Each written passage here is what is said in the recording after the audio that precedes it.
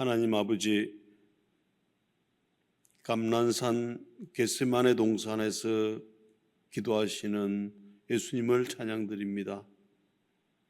예수님께서 기도드릴 때에 하나님께서 하늘로부터 보내신 천사가 나타나 예수님께 힘을 더하고 예수님께서 힘쓰고 애써 더욱 간절히 기도하시니 땀이 땅에 떨어지는 빗방울 같이 기도드리시는 예수님께 감사를 드립니다. 예수님께서 마셔야 하는 잔이 하나님께서 보내신 진노의 잔, 저주의 잔, 죽음의 쓴 잔을 피하고 싶으신 마음으로 아버지여, 만일 아버지의 뜻이거든 이 잔을 내게서 옮기옵소서 라고 기도드리시는 예수님의 마음을 알게 하심에 감사를 드립니다. 그렇지만 예수님께서 하나님 아버지께서 보내신 죽음의 잔을 받으셔야 하심을 아시기에 하나님 앞에서 예수님 자신을 부인하고 하나님 아버지의 말씀에 순종하시어 그러나 내 원대로 마옵시고 아버지의 원대로 되기를 원하나이다 라고 기도드리는 예수님으로 인하여 우리를 죄로부터 구원해 주심에 감사와 찬양을 드립니다.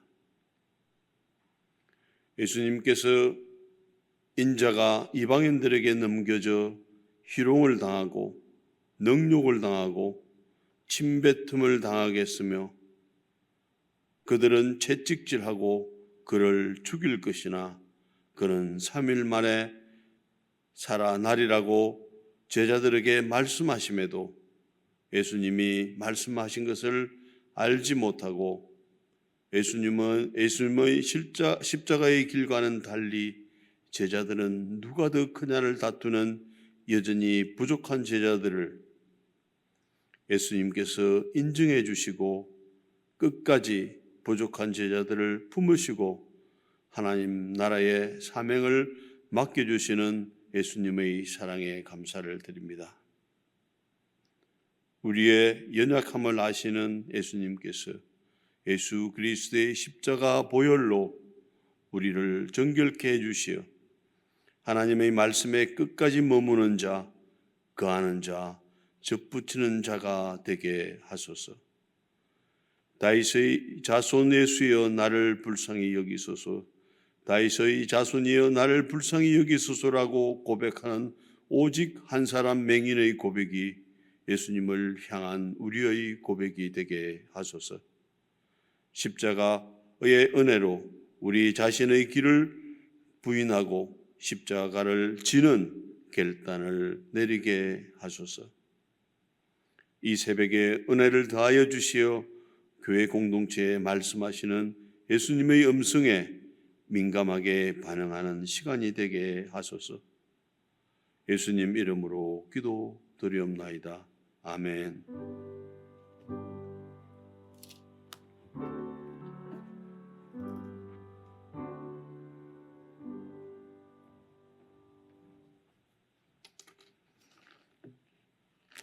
하나님의 말씀은 누가복음 22장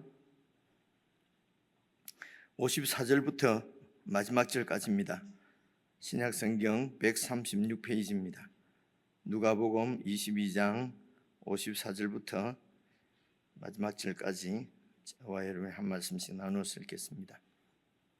예수를 잡아 끌고 대제사장의 집으로 들어갈새 베드로가 멀찍이 따라가니라.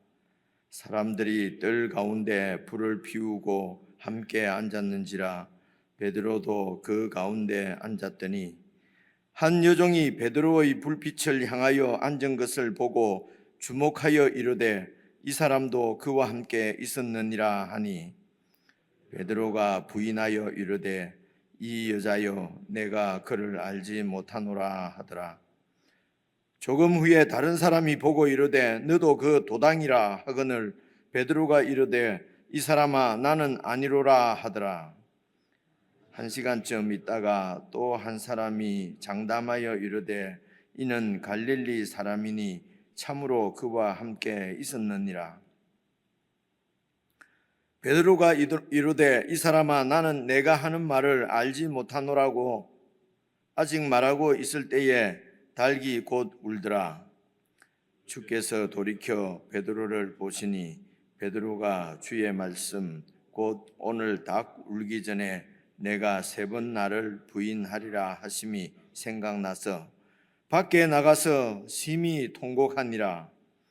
지키는 사람들이 예수를 희롱하고 때리며 그의 눈을 가리고 물어 이르되 선지자 노릇하라 너를 친 자가 누구냐 하고 이 외에도 많은 말로 욕하더라. 날이 새매 백성의 장로들 곧 대제사장들과 서기관들이 모여서 예수를 그 공회로 끌어들여 이르되 내가 그리스도이거든 우리에게 말하라.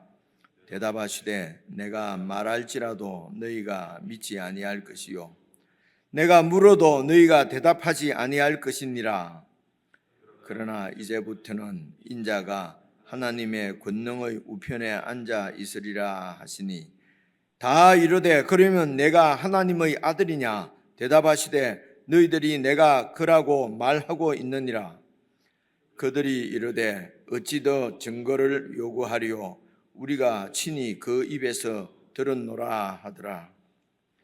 익숙히 잘 알고 있는 본문인데요. 오늘 말씀도 오늘 우리에게 주어진 그리고 우리가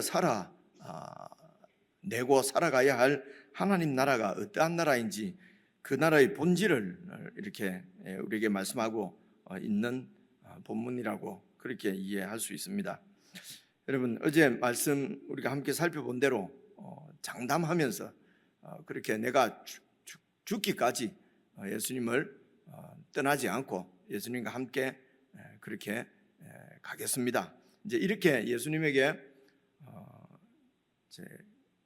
그런 말씀을 드린 베드로의 여러분 심정을 잘 살펴보면은 지금까지 3년 동안 예수님을 따라다니면서 아마 그 베드로가 느낀 감정은 느낌은 이런 것일 것입니다. 이런 우리 주님을 이 세상 누구가 당할 수 있을 것인가? 정말 이런 자연과 그리고 뭐 이런 그 귀신 들린 자 그리고 심지어 죽은 자까지도 이렇게 살리시는 그런 권능, 그런 능력, 그런 강한 그 주님 이분이 아니고는 누가 우리의 나라를 회복할 수 있단 말인가? 이런 강한 주님과 함께는 내가 어디든지 가서 함께 싸워서 그 나라가 이 땅에 임하도록 우리 이 멸망한 이스라엘 나라가 다시 회복되도록 그 일에 내 삶을 이제 드리겠다는 그런 맹세, 그런 각오 이런 것은 이 세상 나라의 사람, 세상을 살고 있는 우리는 여러분 자연스럽게 그려볼 수 있지 않겠습니까? 내가 그런 주님을 모시고 있다면 그런 주님과 함께 그렇게 정말 강한 권세와 능력을 가진 왕과 함께 이 세상을 그분과 함께 살아간다면 그만한 그런 영광이 어디에 있겠습니까? 그래서 내가 죽기까지 내가 당신을 버리지 않고 배반하지 않고 함께 충성하면서 그 나라의 내 힘을 작은 힘이지만 보태겠습니다. 우리는 이런 것을 이제 헌신이라고 그러고 충성이라고 그러고 이제 그렇게 이해를 하지 않습니까? 그래서 이런 충성의 모습들을 이 세상 나라에서는 우리가 수월치 않게 볼 수가 있죠. 요즘도 이렇게 뭐 여러 가지 회자되는 뉴스에 나오는 우리 나라의 이런 우리가 이 세상에서는 우리가 한국, 대한민국 백성이지 않습니까? 그래서 이 나라가 어떻게 세워져 가고 어떻게 이렇게 이루어져 가는지 뭐 여러 가지 이런 것을 보면서도 그렇게 충성스럽게 그렇게 이제 주군에게 그렇게 끝까지 그런 충성을 바치고 그러면은 뭐 옳고 그름을 떠나서 그런 가신을 보면은 우리 마음도 좀 사나이답다. 정말 사람이 저렇게 해야지, 저렇게 충성을 다 바쳐야지. 뭐 이런 상당히 뭐 닮고 싶은 마음도 생기고 그런 존경하고 싶은 마음도 있고 이런 것이 이제 이 세상의 그런 나라의 일반적인 마음인 것 같습니다. 나는 또 그렇게 하지 못하더라도 이런 베드로 같은 이런 사람이 정말 그 남자들, 특히 남자들의 어떤 뭐 이런 표상이 되는 것 같기도 하고, 이것이 자연스러운, 우리가 그냥 이 세상에 살고 있으면은 자연스럽게 가지고 있는 우리 마음이고 방향이고 이제 그런 것 같습니다. 그래서 이런 우리의 일반적인 세상에서는 이런 일반적으로 이렇게 사람들이 옳다고 생각되는 그런 것들이 다 우리에게는 옳음이 되는 것이거든요. 그래서 이런 것들을 다 내려놓고 성경에서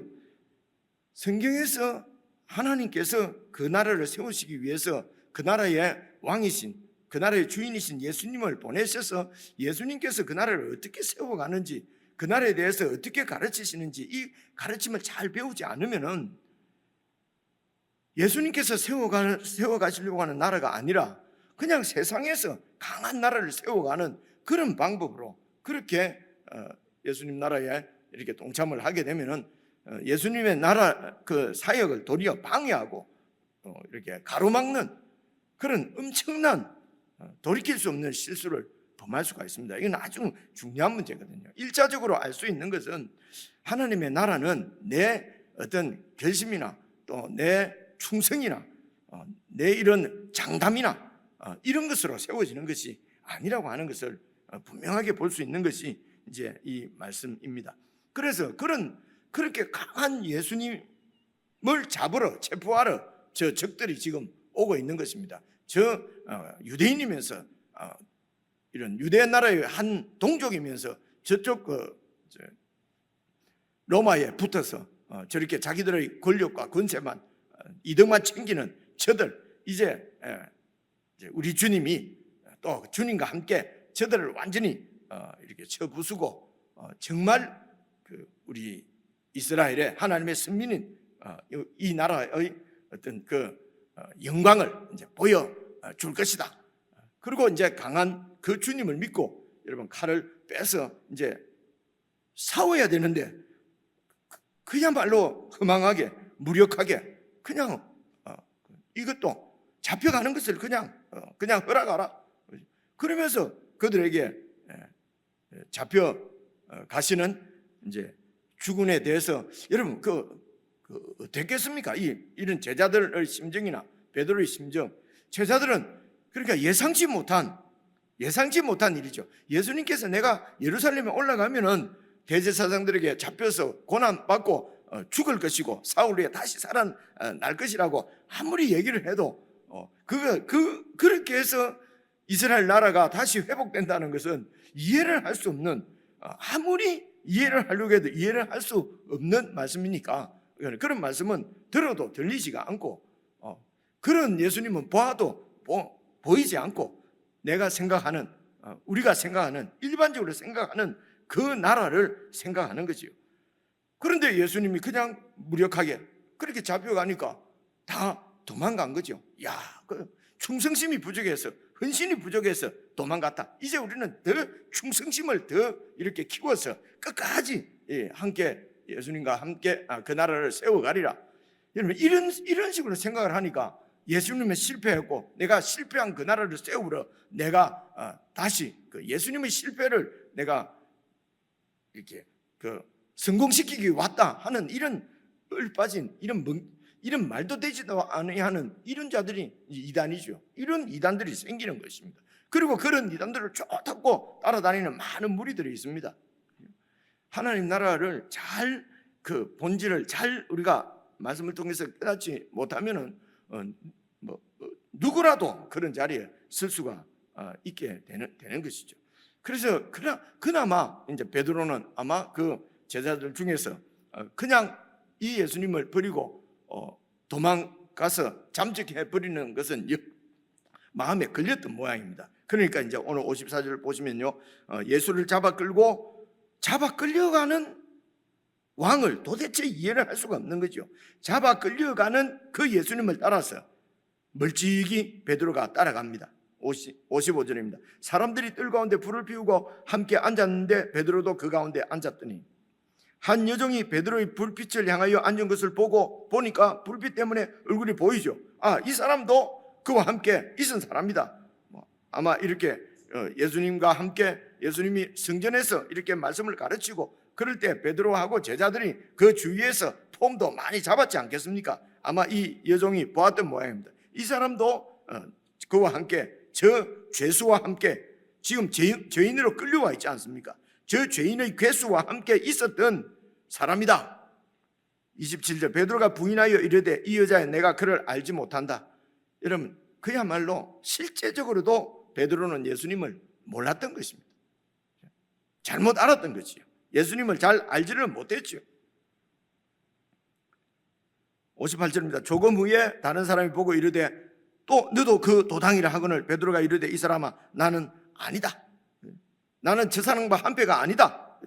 예수님은 내가 예수님 편이 아니다. 사실은 이 말도 맞는 말이죠. 1시간쯤 있다가 또 한 사람이 장담하여 이르되 이는 갈릴리 사람이니 말하는 말을 보니까 억양이 이거는 미국 사시다가 이제 저희 교회 지난주에도 잠시 이렇게 예배 드리고 만나서 인사하는데 경상도 사람이십니까? 뭐 어떻게 세월이 그래 지나도 경상도 억양이 안 바뀝니다. 이제 그렇게 말씀하더라고. 그러니까 들어보니까 갈릴리 사람이에요. 그래서 갈릴리 사람이니 참으로 저 갈릴리 나사렛 사람 예수와 함께 있었던 사람 아니냐. 60절입니다. 베드로가 이르되 이 사람아 나는 네가 하는 말을 알지 못하노라. 전적인 부인이죠. 철저하게 부인이죠. 라고 말하고 있을 때 달기 울었습니다. 예수님께서 말씀하신 그 말씀이 닭 울기 전에 네가 나를 3번 부인할 것이다. 61절 보시면요. 주께서 돌이켜서 아마 신문 당하시러 끌려온 예수님과를 떨이니까 대제사장 떨이니까요. 이렇게 좀 눈을 맞추실 수 있는 가까운 거리였던 모양이죠. 그래서 주께서 돌이켜 베드로를 보시니 베드로가 그때 주의 말씀 곧 오늘 닭 울기 전에 네가 3번 나를 부인하리라 하심이 생각나서 밖에 나가서 심히 통곡했다. 이런 어떤 이야기 가운데 아주 감성을 자극하는 이런 이야기들이 있지 않습니까? 그 주님의 눈을 보고 그 생각이 나서 내가 우리 주님을 부인했구나. 나가서 막 심히 통곡을 했습니다. 이런 말씀 가운데서 그런 어떤 이런 아주 감성적인 이야기로 이렇게 흘러가 버리면 예수님의 나라의 본질을 우리가 알 수가 없습니다. 그렇죠? 여전히 그런 세상에서 서로 이렇게 어려움 당하면 척은히 하고 주군을 어떻게 내가 마음을 다해서 따라가지 못한 것 때문에 마음의 가책을 느끼고 이런 정도의 얘기가 아니고요. 예수님의 나라는 그렇게 힘으로 내 장담으로 내 결심으로 이렇게 세워지거나 이루어지는 나라가 아니라는 것이죠. 내 힘을 또 강한 예수님께 내 힘을 좀 보태가지고 그래서 그 나라를 세우고 그리고 그 제자들 중에서 누가 더 크냐, 누가 더 힘을 많이 보탰냐, 누가 더 능력이 있느냐, 누가 예수님을 더 많이 돕고 충성할 것이냐, 그런 걸 가지고 서열을 매겨서 그렇게 해서 이렇게 개국 공신이 되고 2등 공신이 되고 3등 공신이 되고 하는 그런 나라가 아니라는 거죠. 그래서 그 나라는 철저하게 그분을 의지해서 왕이신 그분을 의지해서 그래서 그분만 의지하고 정말 그분의 도우심을 받고 그분의 도우심이 아니면 한 발짝도 움직일 수 없는 정말 철저하게 그분을 의지하면 성화가 되지요. 예수 믿는 우리가 예수님께서 하나님께서 예수님을 보내서 우리를 구원하셔서 그분의 자녀로 거룩하신 그분의 자녀로 그렇게 거룩한 자녀로 정결한 자녀로 그렇게 만들어 가시겠다고 우리를 예수님 안에서 부르신 것이거든요. 그런데 우리의 경험으로는 우리는 거룩한 자녀는 될 수 없고 깨끗하고 정결한 자녀는 될 수 없으니까 그냥 세상에서 살던 대로 내 힘을 믿고 장담하고 내 결심으로 해보니까 잘 안 되는 일이요. 안 되는 것은 안 되는 거예요. 그래서 우리는 안 되니까 아무리 해도 거룩해질 수 없고 아무리 해도 정결해질 수 없으니까 더러운 대로 그냥 이대로 살고 예수님이 대신 죽었으니까 나는 막 그대로 살고 그렇게 해서 그 은혜로 그 공로로 그 예수님의 의로움을 전가받아서 나는 더러워도 이렇게 깨끗해져서 그래서 천국에 간다 하는 것은 그것은 우리 논리죠. 그런데 하나님께서는 우리에게 그렇게 말씀하지 않고 우리를 정결한 자녀로 만드신다는 것입니다. 거룩한 자녀로 양육하신다는 거지요. 그래서 그분의 내가 되지를 않습니다. 내가 아무리 결심해도 안 됩니다. 그러면 주님 나를 도와주세요. 나를 도와주십시오. 도와주시는 그분의 도움을 받아도 우리가 안 된다면은 그는 그 하나님의 능력을 믿지 못하는 것이죠. 그래서 하나님 나라의 거룩은, 그래서 여러분 이런 말씀, 우리는 어렵게 된 죄인이다. 이게 어렵게 된 의인된 죄인이다. 그죠? 여전히 죄인인데 예수님의 공로로 그냥 의인이 됐다. 성경을 읽어보면 제가 이야기로는 우리는 어렵게 된 의인입니다. 하나님께서는 우리를 의인으로 양육하시려고 하는 것이죠. 여전히 죄인인데 안 되니까 내가 그냥 어렵다고 해준다 라고 하면은 하나님의 능력이 없는 거죠. 그래서 왜 우리에게 성화가 이루어지지 않느냐, 거룩이 이루어지지 않느냐, 내가 하려고 하는 거죠. 내 힘으로, 내 장담으로 내가 예수님을 도와주겠다는 것입니다. 그렇죠? 그래서 오늘 교회도 당연히 얘기입니다. 그래서 누가 더 교회가 세워질 때 그때 누가 더 힘을 많이 보탰냐, 제가 듣기로 그래서 어느 교회에서 이런 목회자고 횡령사고가 나고 이렇게 해서 이제 교회가 분란이 생깁니다. 그래서 그 교회를 세우신 목사님이 얘기를 그렇게 합니다. 내가 이 교회 세울 때 당신들은 이게 있지도 않았어. 그러면서 이런 것은 하나님 나라가 아니죠. 그죠? 이게 내 권리를 주장하는 거죠. 이건 하나님 나라가 아니죠. 그래서 내가 이렇게 세워서 이렇게 됐는데 내가 그렇게 고생하며 소위 교회를 세울 때 당신들이 이것에 있지도 않았는데 말이지 이렇게 반대를 하고 내가 돈 좀 이렇게 횡령이라고 아니죠. 주의 뜻을 위해서 썼는데 이렇게 피켓팅을 하고 고소를 하고 저주를 받을지어다 이제 이렇게 되는 것입니다. 이러면 하나님 나라가 아니죠. 그것을 잘못했다고 얘기하는 사람들도 사실 보면 피장파장이잖아요. 그래서 이 나라에서는 서로 이 양비론 이렇게 해서 물 타고 넘어가는 것을 세상에서는 아주 막 비겁하다 그러는데 뭐 그렇게 양비 세상에서는 다 그릇되고 다 틀렸을 수밖에 없는 거죠. 세상에서는 다 옳고 다 틀리는 거죠. 그렇게 해서 결국은 힘이 있는 사람, 결국은 세를 더 많이 모으는 사람이 그게가 정당하고 그리고 세가 없어서 이렇게 당한 사람은 그거는 이제 정당하지 않고 감옥도 가고 이렇게 되는 것 아니겠습니까? 그렇죠? 이런 세상의 논리나 이런 세상의 방법들이 여전히 교회에서도 그대로 뭐 별로 불편하지 않게 뭐 그렇게 사는 거죠. 그래서 이 교회를 세우는데 누가 더 많은 이런 봉사를 했냐, 헌신을 했냐, 뭐 그렇게 해서 여러분 뽑아서 이렇게 한 자리씩 또 주지 않습니까? 그래갖고 장로도 되고 그렇게 죄송합니다. 자꾸 장로님들한테 어서 죄송한데 성경에도 자꾸 장로가 꼭 목사 장로가 나오니까요, 그죠? 대제사장 장로 이렇게 나오지 않습니까? 오늘도 그래서 그렇게 해서 세상 나라가 세워져 가는 것처럼 교회도 그렇게 그래서 성경이 이렇지 않습니까? 이렇게 교회가 세워지면 안 되지 않습니까? 그러면 이제 우리 목회자들도 아니 그거는 성경이고 그 성경대로 어떻게 됩니까? 여러분 성경대로 안 되면 그거는 성경에서 말하는 하나님 나라가 아니지요. 그래서 오늘 하나님 나라의 본질은 뭐냐?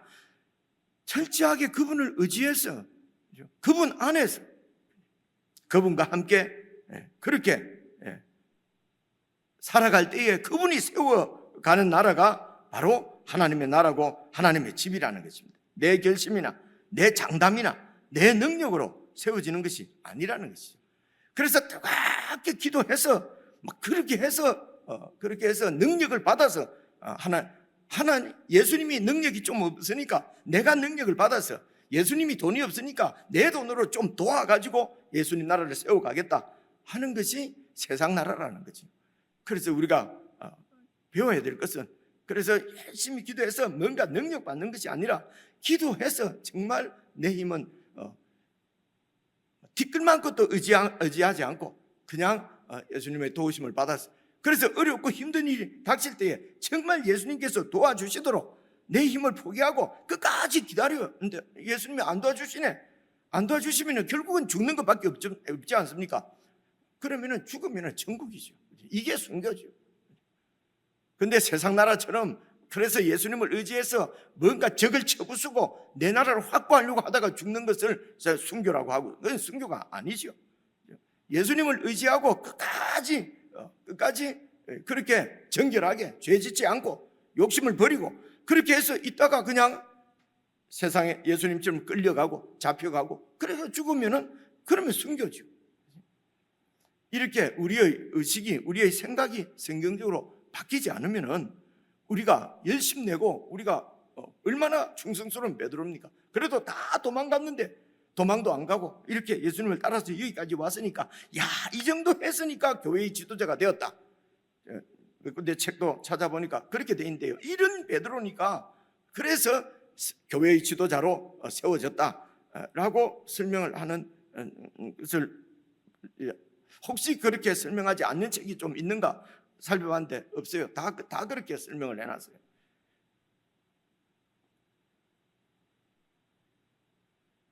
그런데 아무리 생각해도 그렇게 예수님 나라가 세워지는 것 같지 않습니다. 그래서 이렇게 성령 받기 전에 이랬는데 오순절날 성령을 팍 받으니까 진짜로 능력이 생겨가지고 성령을 확 받아서 철저하게 주님을 의지하고 내 힘을 의지하지 않고 그렇게 해서 하나님 나라를 세워갔던 것이요. 그죠? 내 부족한 능력을 성령 받아서 그래서 능력 있는 자 되어서 불을 뿜고 불 같은 성령으로 이렇게 세를 모아서 그렇게 세워지는 것이 하나님 나라가 아니라는 것입니다. 여러분, 그 나라 백성으로 살면은 이 세상에서는 63절입니다. 지키는 사람은 이런 대제사장이나 권세 있는 사람들이 아니라 이 지키는 사람이면 부하들이지 않습니까? 쫄병이지 않습니까? 이런 사람들조차도 예수를 희롱하고 때리고 그의 눈을 가리고 선지자 노릇하는 것이죠. 누가 때렸게 이 말이지 않습니까? 그죠? 너가 선지자라면서 너를 친 자가 누군지 알아맞혀봐. 이 외에도 많은 말로 모욕을 합니다. 우리는 이런 모욕을 1도 당하기 싫습니다. 1도 이런 억울함을 당하지 않으려고 합니다. 그래서 권세 있는 자 앞에는 막 어쩔 수 없어서 그냥 참다가 약한 자가 나한테 그러면은 내가 너에게까지도 이런 수모를 당해야 되냐? 그러면서 내보다 힘이 약한 자에게는 그냥 또 권세를 부리고 이렇게 하는 것이 접니다. 그래 여러분들이고요, 우리들이고요. 그래서 이런 세상에서 하나님 나라를 살아가려고 하면은 예수님이 당하시는 이런 모욕을 당한다는 것입니다.